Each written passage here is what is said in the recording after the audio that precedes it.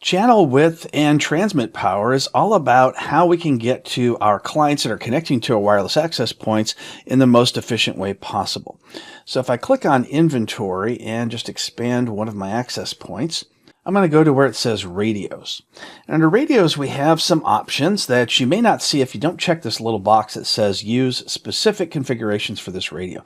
So I'll go ahead and check that box. And when I do, I'm given the option for the channel width. So the channel width shows this nice graphic where it shows you how many channels are available at the 20 megahertz broadcast. And that is the default configuration for 2.4 gigahertz. Now, if I'd like to double that so I can get even more channel width, meaning more clients can connect to it, you can see that I'm only going to have 2 different channels with which they can connect. And that's usually just fine the way it is.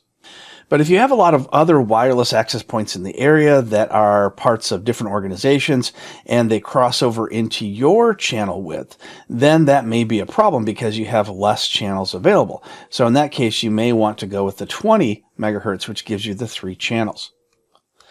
Now, there are a lot more channels at 2.4 gigahertz. There's 1 through 11. However, they all cross over into each other with the exception of these 3 channels, which is why these are the most common channels picked by your wireless access point. Then we have the option for transmit power. So why would we want to do transmit power anything less than max? Well, that may be because we may have a wireless access point that's very close to another access point, or maybe that's really close to a parking lot. And we may want to not have full power because it may cause some crosstalk from one location to another.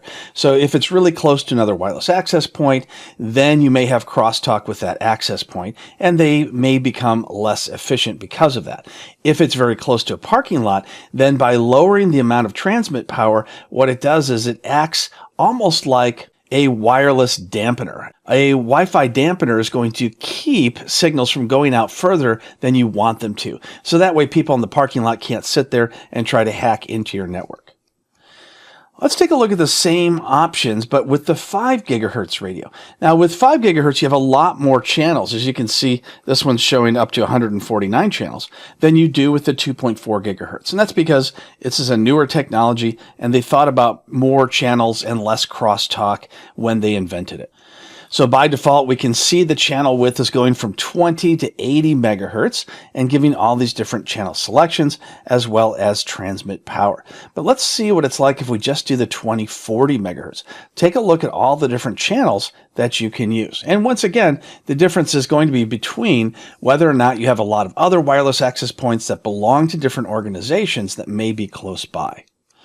And once you've had these set the way you'd like, you can choose which network assignment they're going to be assigned to, whether internal or guest, and then you can click the Save button.